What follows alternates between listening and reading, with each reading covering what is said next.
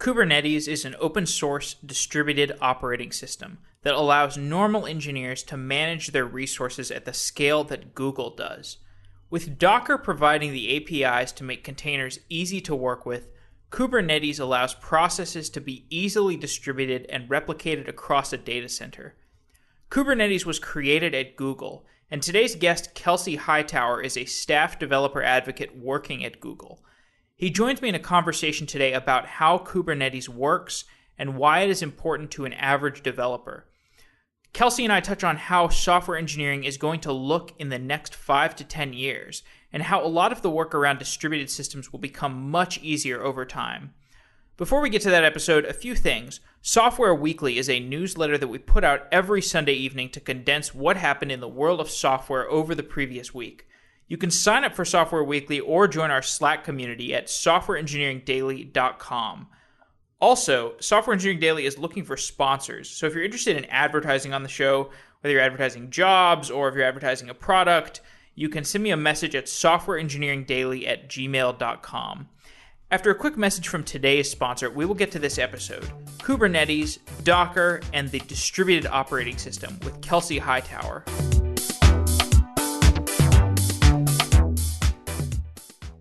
Podcasting full-time is a great career, but if I ever return to the normal world of work, Hired.com is where I will start my job hunt. Hired.com removes the frustration of searching for a job. You just fill out your profile and the jobs come to you. Facebook, Uber, and Stripe are a few of the companies that are hunting for engineers on Hired. Go to hired.com/sedaily to try it out and get an extra $1,000 signing bonus, just for using the URL for Software Engineering Daily listeners, which is hired.com/sedaily. So if you want to try it out, go to hired.com/sedaily. The demand for engineers is higher than the supply, and on hired.com, that translates to higher salaries and happier careers for the engineers who find a job on Hired. I used Hired to find a job before I became a full-time podcaster, and the experience was so good because Hired connected me with a talent advocate who worked with me to find a job that was a good fit. And the talent advocate answered my questions about negotiating salary and finding remote work, which was something that was really important to me at the time. So check out hired.com/sedaily and get a $1,000 signing bonus upon finding a job, which will be a great job that will give you the respect and the salary that you deserve as a great engineer. So check out hired.com/sedaily. It would support the show. And now let's get on with today's episode of Software Engineering Daily.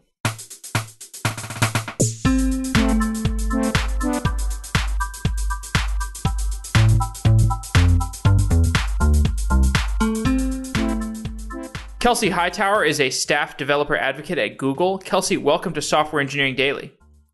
Awesome. Glad to be here. Let's start by talking about Docker. You write that containers are the, quote, perfect abstraction for complex applications in the form of an image. What does that mean?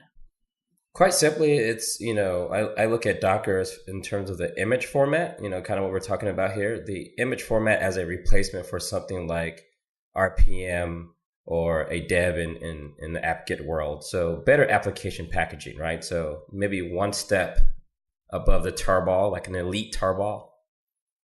Right. And you say that Linux distributions provide an OS and a curated set of shared libraries, but Docker disrupts this. How does Docker disrupt or improve the way that we manage dependencies? Yeah, so I think when it comes to the OS stuff that you get, I like to think of things like singletons, things that would just have one copy running on the system. NTP comes to mind. SSH, I think those things are still best delivered in many cases from your distro of choice. So if you're using the Debian, just use what Debian ships for that. But when you build your own application, it's rarely these days do you really want to depend on libxml that is provided by Debian, right? Like 2 years in, you're like, dude, I just really want to use a newer version of libxml. And that's nearly impossible unless you want to break out of the packaging system. So I think being able to put all of the things that you need inside of a container, I just think it gives you the freedom to move between the distros and only have that kernel as a dependency. One of the themes that always comes up when we're talking about containers on this show is the idea that containers have been around for a long time. And with Docker, it's not necessarily the containers that are exciting, but as you say, it's the APIs that make us excited. What is so special about the Docker APIs? What is new about Docker? Honestly, when I think about analogies that come to mind, you can say video has been around since the video camera has been around, right? So we go from film to, VHS to DVDs to Blu-rays to now, most of the video comes from streaming online. And I think when we get to this part of being able to stream video, you start to have things like Netflix and all of these online streaming services that made the video more accessible. I think that's what Docker did for containers, right? Essentially gave us this new model to make it easier to share, publish, discover. And now we have this whole new world where people are storing their application images in registries. So I think that's kind of what Docker really brought to the table here, is a well-defined way of creating, publishing, and then consuming those images in a way we really just didn't have before. Explain the connection between Docker and Kubernetes. And we'll get into a discussion of Kubernetes, but why did these two things happen and move into the mainstream developer discussion at the same time? So, I think Docker was there, first for sure. And, what Docker brought was just like this perfect API. When Docker hit the scene, everyone started building tools on top because there was just a well-defined API there, right? It was really well documented. It was really easy to see how you would build an automation, a set of tools on top. So when Kubernetes hit the scene, Docker was pretty much the de facto container runtime that people were using for this stuff, right? The API was well-defined. You had an image format that was pretty reusable. And the only thing you really had to do was just construct things around the Docker API. You had network access, volume access, image management. So Kubernetes was just really easy to fit right on top of that. So we're moving towards this time where we no longer think of the operating system as the operating system. Now we think of the data center as the operating system. So as the data center becomes the new operating system, people are very excited about Docker enabling this, empowering people, but Docker doesn't single-handedly solve everything. What are the things that we need to build on top of Docker? Yeah, so I think when we say this statement that the data center is the operating system, to be fair, the operating system is still the operating system, right? There's things that you need to tweak and tune. Drivers are still a real thing. But the goal now is to let's rely a little less on what the low-level OS provides us, right? Let's treat it almost like firmware. It's the thing responsible for making our hardware usable and accessible. It gives us remote access. It helps us stream our logs to another location. So it's still an important piece. But what we're saying now is your day-to-day interaction, right? The thing that starts your processes, the things that gives you process management, aggregated logging. Now what we're saying is let's just move that to a higher part of the user land, right? We've always had this in OSs where there's, kernel space and user land.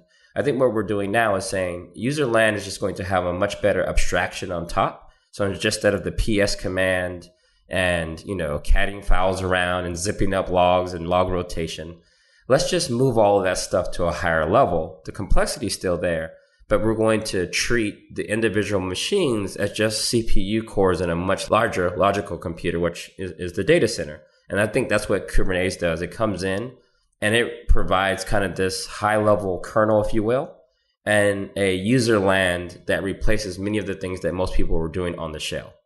Is distributed operating system an accurate way of describing Kubernetes?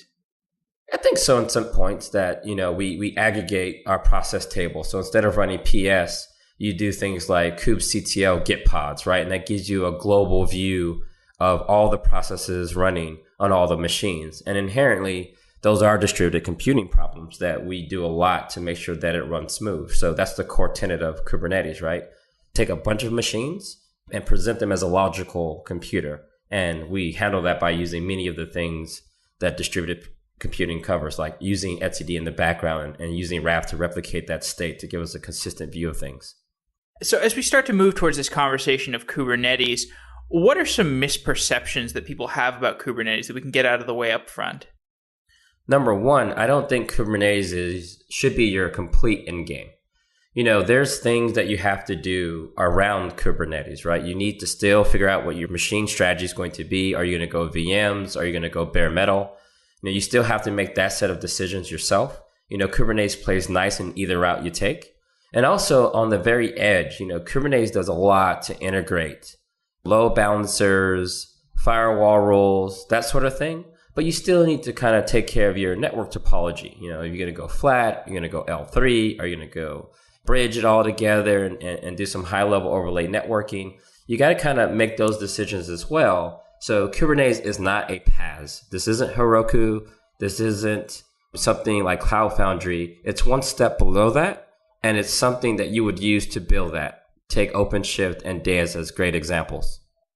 So would you say that Kubernetes replaces the automation tools and deployment scripts that we've been using for many years, or is it something that you have to use in conjunction with automation tools and deployment scripts? Yeah, so we talked about earlier that you still have this concern of the individual machine. And that's where I think configuration management still offers tons of value, right? Getting those machines the way you want it, enforcing policy local into individual machines, even if all you're doing is installing Kubernetes and making sure SSH correct. You still need, there's a lot of value there. Same for Terraform, right? Creating the low level infrastructure. Kubernetes sits on top of that, right? So Kubernetes would be, I'm willing to accept a few limitations. It might mean some constraints, right? So maybe limitations is the wrong word, more like constraints. You're willing to adopt containers. You're willing to deal with the ability to be rescheduled at any given time. You're willing to embrace things like service discovery. If you're willing to embrace those things, we can give you a whole new form of automation where the application is now decoupled from the underlying machine. So no longer are you trying to map the host IP and host name to the application and play games with port mapping. You kind of get this new sophisticated world. So I think it's just more of a new paradigm for doing some of the things we try to have these other tools do. Let's level set and discuss some of the primitives of Kubernetes. Could you define the terms cluster and pod and explain how they relate to each other? Cool. So, a cluster would be one or more machines that is providing its resources to be scheduled against, right? So I have, let's say 10 CPUs per machine. I have 10 of those machines. We would say that cluster has 100 cores. So we like to think in terms of cores. Some machines will all look the same. There could be one machine that's a little bit bigger than the others. So this is why we like to think in terms of total cores, total amount of memory that's available to the cluster. And every node in a cluster is running what is called the kubelet. So what is a kubelet? What are the responsibilities of the kubelet? Yeah, so the kubelet's job is a couple of things. Number one, to report what's available on that node. So in Kubernetes, we have a very centralized model, right? So instead of logging into every server and running a bunch of tasks, each server is responsible for reaching out and reporting its available CPU, memory, resource utilization, and also for checking in and grabbing the work it's to be executing and running on our behalf. So the kubelet's job is to carve up machine resources at a very high level. If you need volumes and storage, the kubelet's job is to mount those NFS mounts, provision those volumes, get them mounted on the machine. It also communicates with Docker or the underlying runtime, such as Rocket. So we send down these pod manifests to say, hey, kubelet, I want you to run these containers with these volumes. And grab these secrets from the API server. And it's the kubelet's job to make that happen on the individual machine. Okay. And I'd like to talk through some examples because I think this would help illustrate people why Kubernetes is useful. And we do a lot of shows about distributed databases. So I'd love to talk through like a database distributed across a cluster that's managed by Kubernetes. So in order to do that, we need a replication controller. So kind of give a high-level example of how you would distribute a database on Kubernetes and what a replication controller would do for you. All right, so we're going to also assume that your database is smart, meaning if I join another node in the database, you have some way of replicating cluster membership, right? So that's one of the biggest pain points with dealing with data stores today that are not cluster aware, right? You have to deal with, configuration. They don't really support dynamic configuration. So let's say this data store we're talking about has some way of, if you check in, it will propagate membership throughout the cluster. That simplifies things quite a bit. So in the Kubernetes world, what we need is the ability to deploy your application and keep it running. So in the case of Kubernetes, the lowest level primitive to do that would be a pod, right? So we could assign statically one pod per machine to represent your cluster size. If I need 3 members of my database cluster, we can create 3 pods. The problem with pods are they don't babysit themselves. So if a machine were to die that's running your particular pod, that member will be out until you restore the physical node. Kubernetes, we aim to do a little bit better than that. So what we do is provide a replication controller. Replication controller's job is to essentially start that particular pod based on your description on one or more servers inside the cluster. So if we stick to 1 and 1, so one replication controller per member is currently the way most people are doing these things today with the data store. So that way each member has its own identity. Each member will have its own data volume, and that data volume and container specification could be 1-to-1 per database member. Then it's the replication controller's job to ensure that that is running somewhere in the cluster. So if you have 3 machines, maybe it spreads each of those out on 3 machines. If you have one database or one machine, but you still need 3 members, we can have all 3 replication controllers monitor and babysit 3 pods on a single machine and attach all their volumes. Okay, and so with these replication controllers, like for different things that I'm replicating, I need different replication controllers. And these replication controllers are managed by the controller manager. So what does the controller manager do? And is there a replication model for the controller manager itself? Yeah, so, I think to paint a clear picture for people, what Kubernetes is at the very lowest levels, there's an API server where you can model all of these things. Pods, we'll talk about service discovery here soon, replication controllers. All these are native objects to Kubernetes to allow us to run and provide service abstraction to our applications. Then on the other side, we have the Couplet, what we just talked about. Its job is to take those declarations and make things happen, right, on the server side. Now, we need some functionality. So one piece of functionality we need is a scheduler. And the scheduler's job is to look at these specifications as they come in and assign them to one of the couplets. And once it's assigned, the couplet can take over. Now comes in this replication controller. Again, another piece of functionality that's independent of the others. Doesn't know anything about the others other than I can check for status updates that are being pushed by the couplet. So we're independent, but I can look at its status updates based on labels. I can watch the API server to see what the current state of the world is. So it's almost like an add-on component that works independently of the scheduler, independent of the couplet, to really see if the desired state, so if you want 3 copies of something, is that true? If it isn't, maybe one of your nodes has died and the couplet is no longer reporting status for that particular worker instance, it would be the replication controller's job to stamp out a new pod based on the template you created earlier to get you right back to this desired state, which will then be picked up by the scheduler and find a new server running the couplet to run that. Okay, so let's put this in more exemplary context.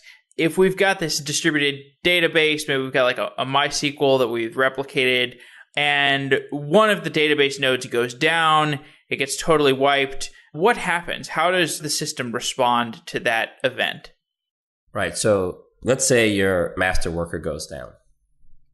Now, here's the thing. If you don't have anything to manage dynamic configuration, you're probably going to be screwed. Something has to trigger the failover to the slave. So Kubernetes does not handle that at all. It's out of scope.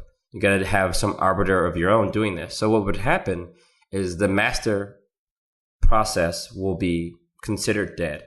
Let's say the node is actually down. So it will no longer get status updates being reported to the API server. The controller manager responsible for that particular instance of MySQL will then respond and say, well, I wanted at least one of those masters online.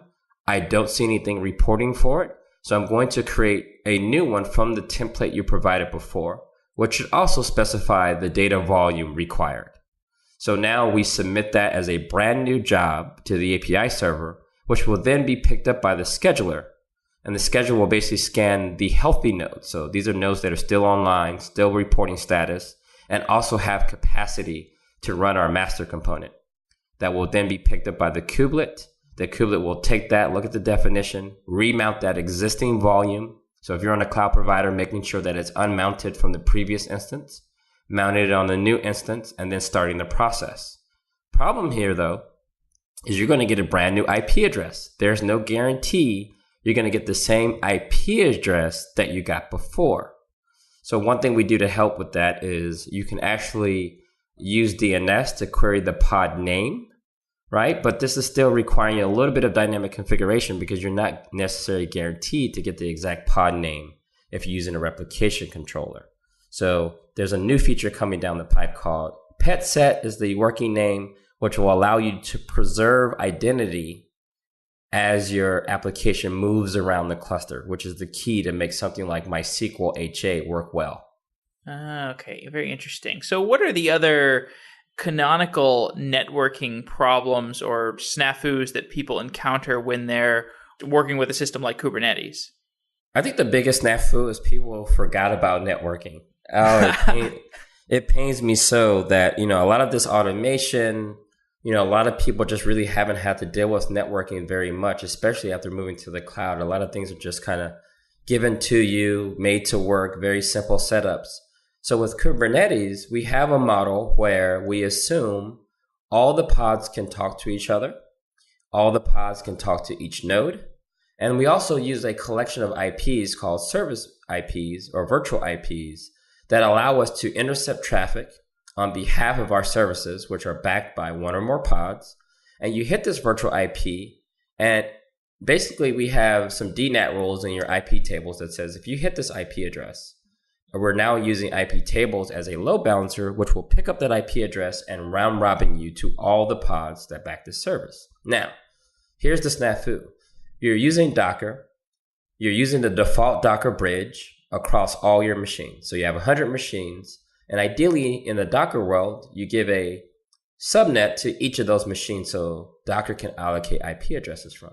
So you start with a big range, let's say a /8 network, and you give each node a /24, meaning maybe 250 some odd pods per machine. How do you get traffic between the nodes? This is where everything falls down for most people. So most people go to reach for something like Flannel or Weave or some container networking solution. Problem with that is you don't really need those things in most setups. You can actually use L3 or just basically routing. So most of cloud providers do provide a route table where you can say, for machine 1, I have this Docker subnet. Anything that wants to talk to any containers on this Docker subnet should just go to this host IP. If you do that, your whole life is super simple. You just update the route table and things move around just like the internet works. But most people have forgotten this, so they introduce a bunch of complexity. They take some performance hits by using things like overlay networking in the cloud for no good reason when they don't necessarily have to go that route initially. So I think it's one of these things where we have to give a reminder that container networking is just networking. Okay, and maybe we can drive this point home further with another example, which is the classic example of a load balancer.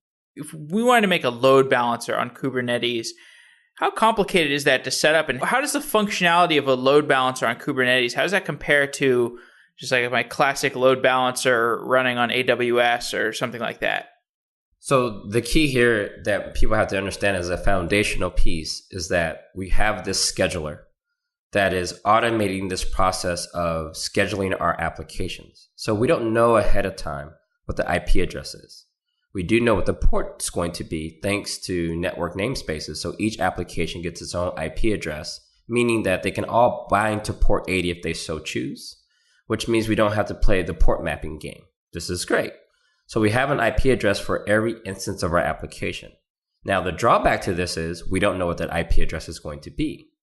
Previously, most people would just run one or more applications on a single machine. So they would have the static assignment knowing if I know the host IP, I pretty much know where my applications are running, and I can just pre-bake those into my load balancer like Nginx or HA proxy. In this world, you don't know that. So we need some automation. We need something that can handle dynamic updates. So one solution in easy mode is in Kubernetes today, we have a tool called kubeproxy that runs on every machine.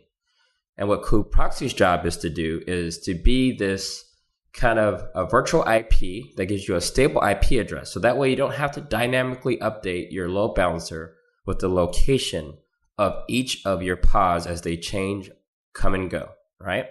So you can actually just use this virtual IP, and that will handle the round robining around pods that are actually healthy. So as they come and go, the dynamic backend will be updated inside of Kubernetes. So all you need is this virtual IP. That's great. The drawback there, though, is you're paying a double hop, meaning you come through your load balancer, then you hit one of the nodes, you go through the virtual IP, and then it does another set of round robining, load balancing for you.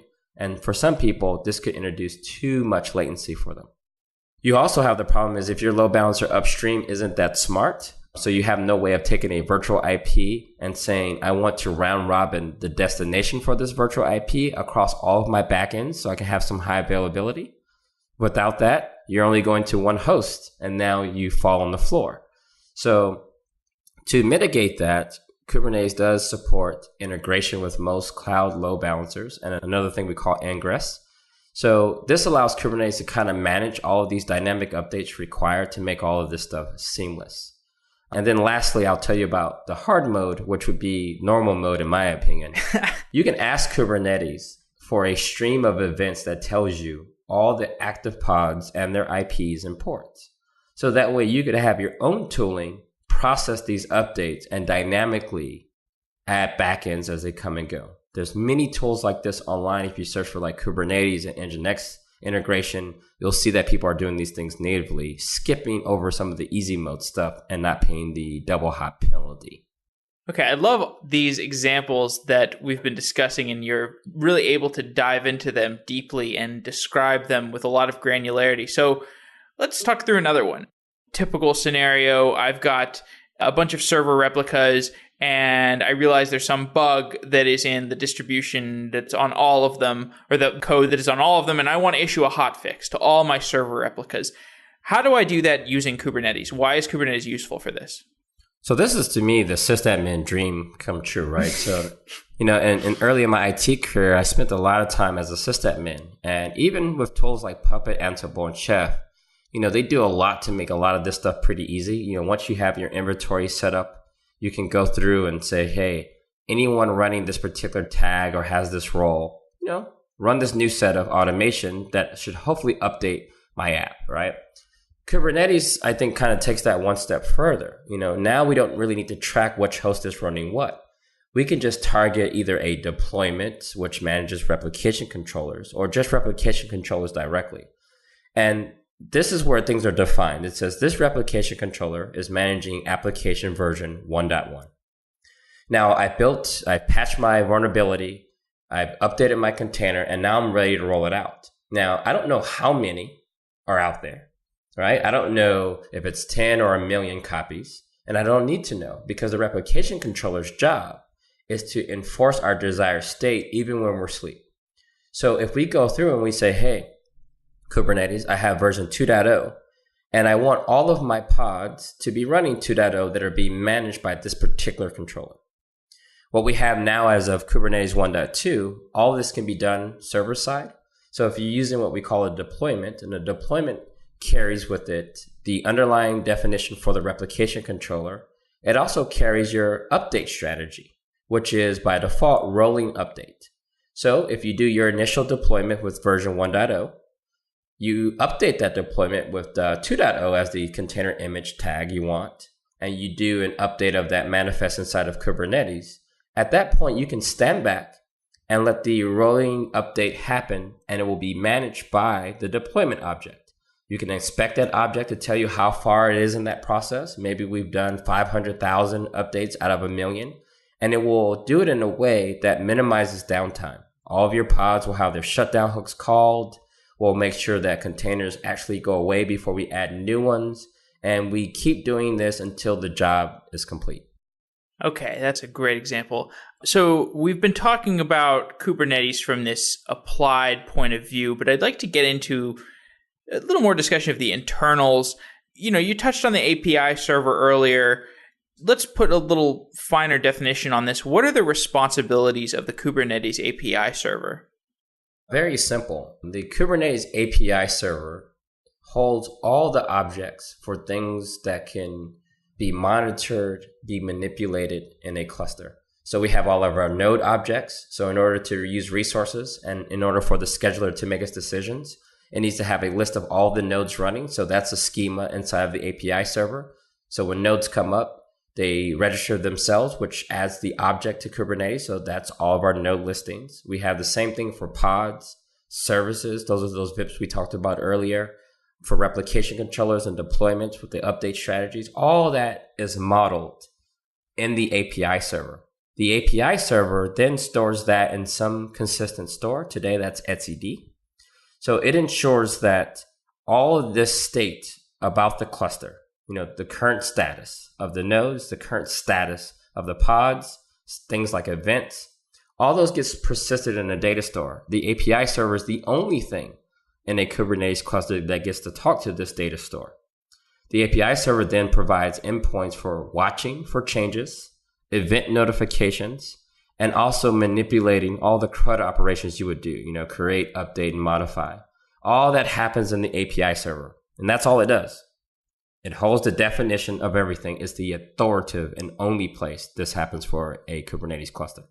Okay, great. And you touched on etcd. I know you mentioned earlier you wanted to talk some about configuration and service discovery. So what does a Kubernetes developer need to know about etcd, and what does that set of terms mean? Configuration and service discovery. What does that mean for somebody that wants to be working with Kubernetes?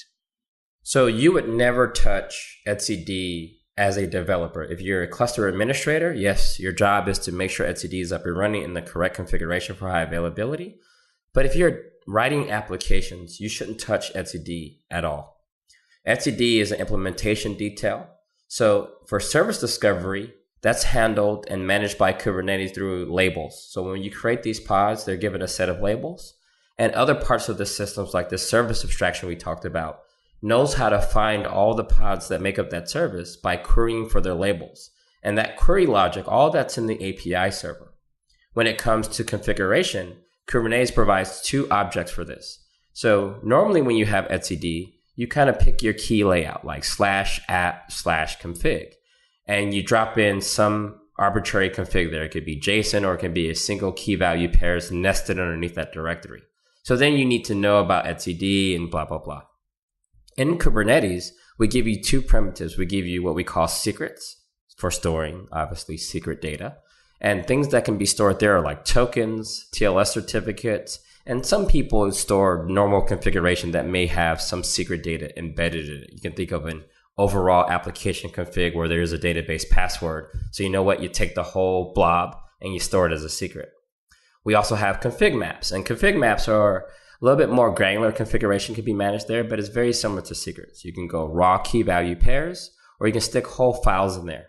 Now, these two objects allow you to reference configuration and secrets from your pod manifest. So you have an application that needs to be deployed, but it needs TLS certificate pair. It needs the database password. What you can do with Kubernetes is you can have all of those pieces of information mounted to specific targets on the file system.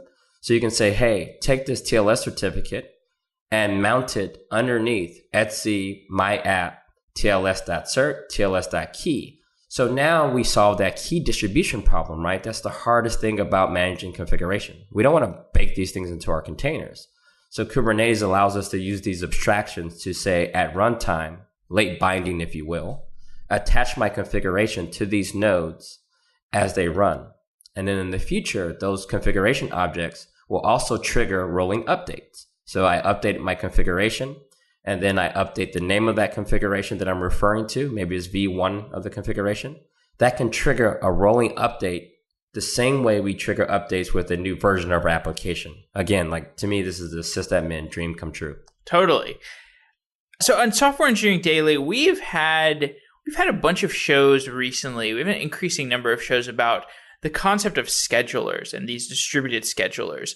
So describe what a scheduler is and what is unique about the way that Kubernetes does scheduling.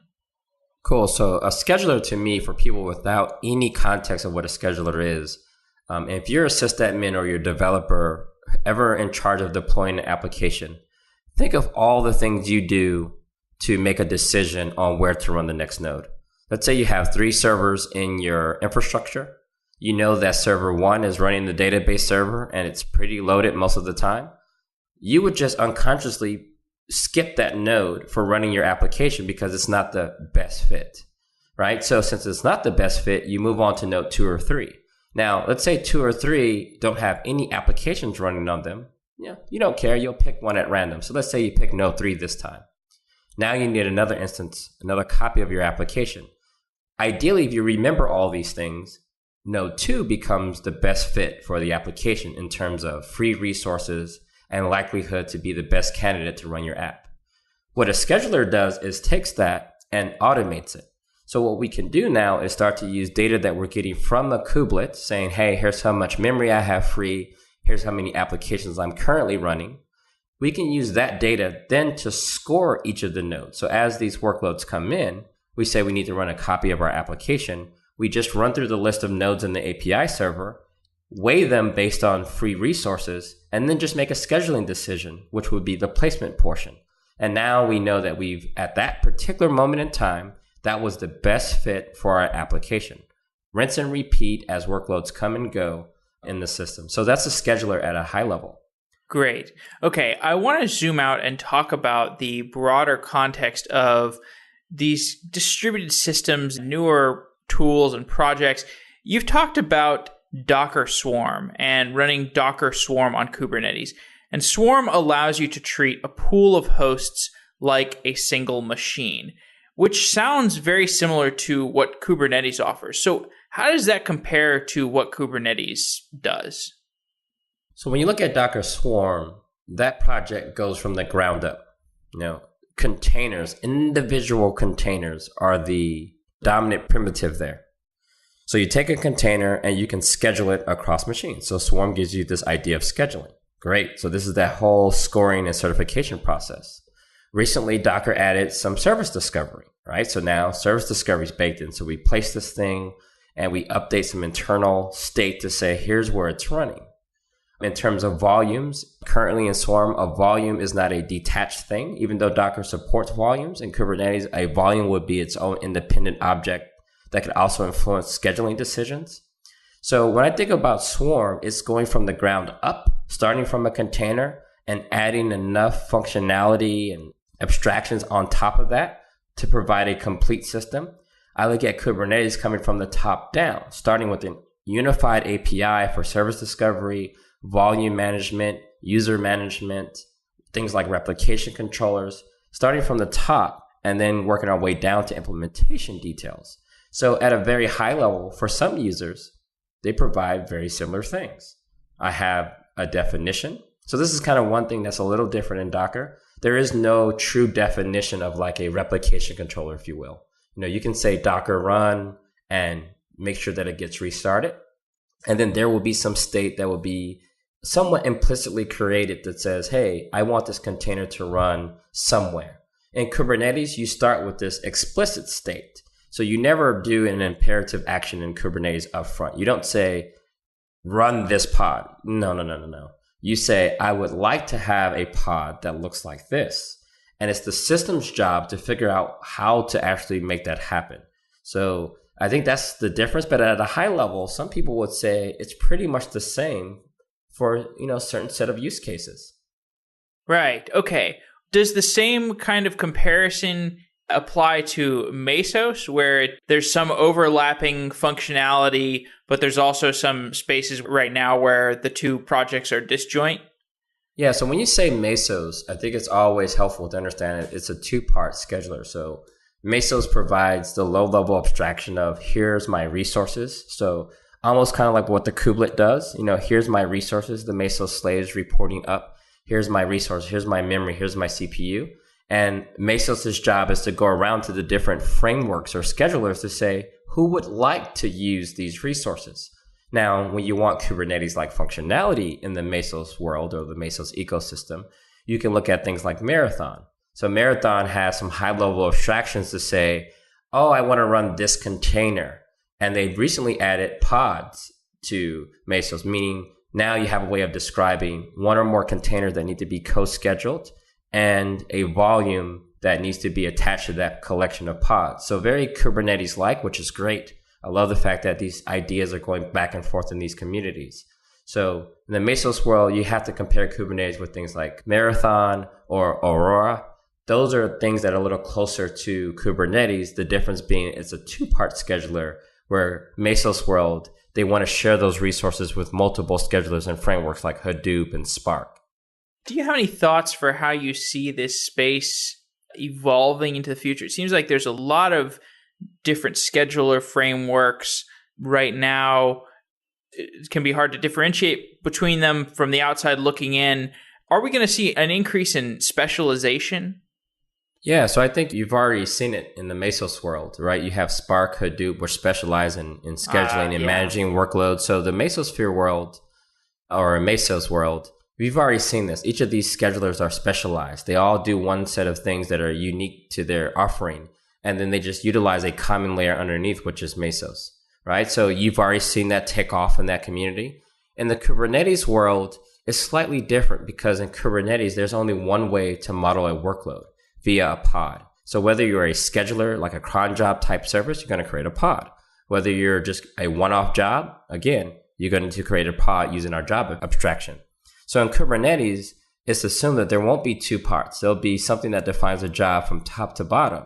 So what you start to see in the Kubernetes world will be frameworks that built around the Kubernetes job model and platform as a service tools like Deis and OpenShift that just utilize Kubernetes to handle couple of layers higher than what Mesos does without Marathon, right?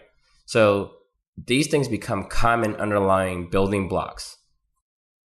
Very interesting. Do you think is it somewhere like where it comes down to preference? Because thinking in the world of web apps, like I could build a web app in Ruby on Rails or Django, and it doesn't really matter. It's just a matter of preference. Is that how this is? It's just a matter of back-end preference? Yeah, in my opinion, there will never be one. I think a lot of people have this dream that there will be one way of doing like, just tell me what to do. What am I supposed to do? Exactly. Nah, I think you're going to always have, their specialized needs. So I think this is what the Mesos world really hits on. When you start talking about Hadoop, Spark, Yarn, Marathon, all these things are really like use case driven. They overly optimize for convenience for the developer. And I think when you start to optimize that hard, when you go that deep, then you start to narrow your scope quite a bit, right? And there's nothing wrong with that. More convenience means you're going to have a narrow scope.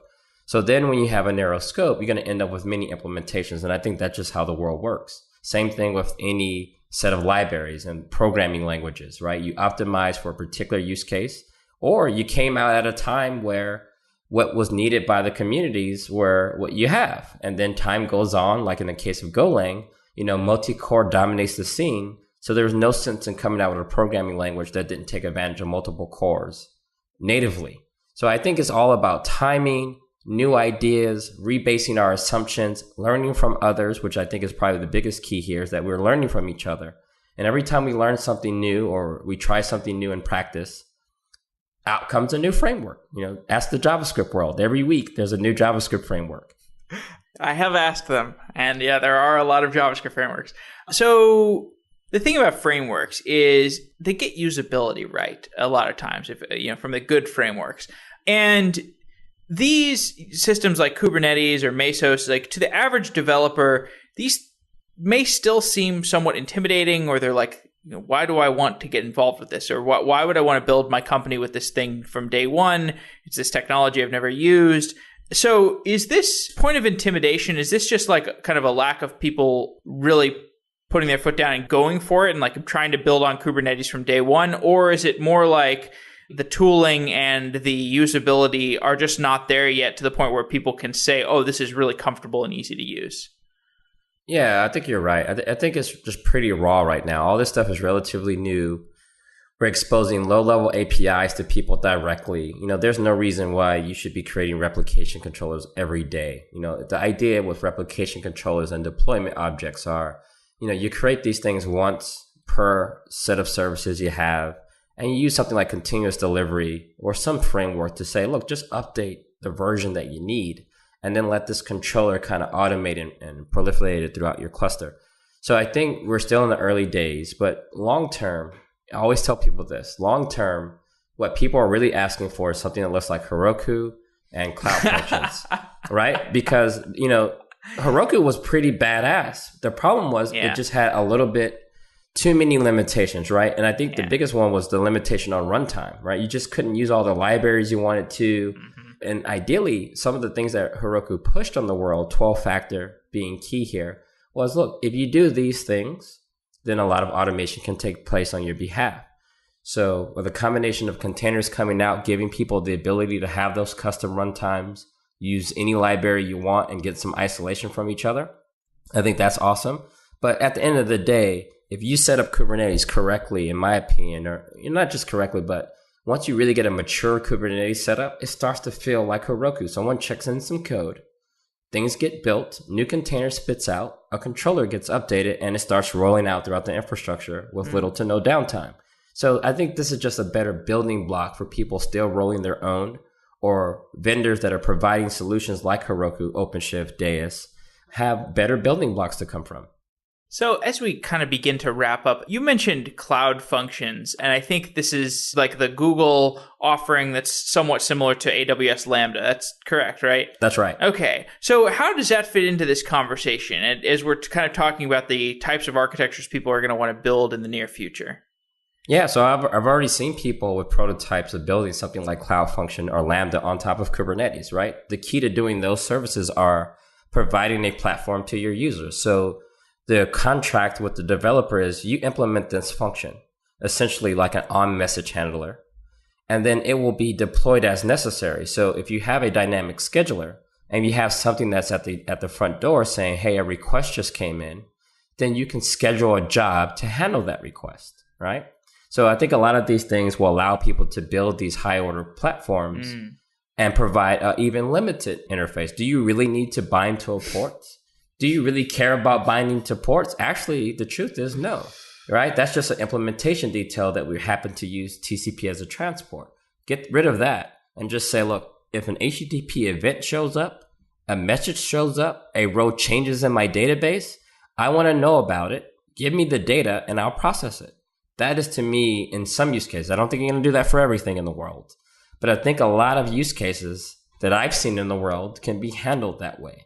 So in that case, does a developer have to, I mean, I know we're bleeding into the discussion of serverless architecture. I don't want to go too deep down this path, but does that bleed into, like, you need some sort of serverless thing and then you also need to set up Kubernetes, or does it just work where you have Cloud Functions and you just call the Cloud Function and Google or whatever cloud service provider takes care of all the underlying scheduling and setup for you? Yeah, so I think long term, Kubernetes should be an implementation detail. So if I was in ops, my goal would be to provide the platform. It would be nice if I can provide my development team something that like Cloud Functions where, hey, if you implement this function, we'll take care of the nitty-gritty details of what that means. Yeah. That would be more of a contract with the infrastructure. Or if you really do need to run, your full custom runtime, you need to bind to the port and offer, services with ports, then sweet. Give me your container image and then I'll also wrap that up. But ideally, I want to keep people from having to deal with Kubernetes directly, deal with Marathon directly. Those are implementation details that I should be free to change and keep the same abstractions of, hey, it's a container. Totally. Okay, well, Kelsey Hightower, thanks for coming on the show. This has been a really good conversation about Kubernetes and everything under the sun related to that. So appreciate you coming on Software Engineering Daily. Awesome. I really enjoyed it. Thank you. Well, thanks a lot. I hope to talk to you soon. All right. All right, man. See ya. Bye.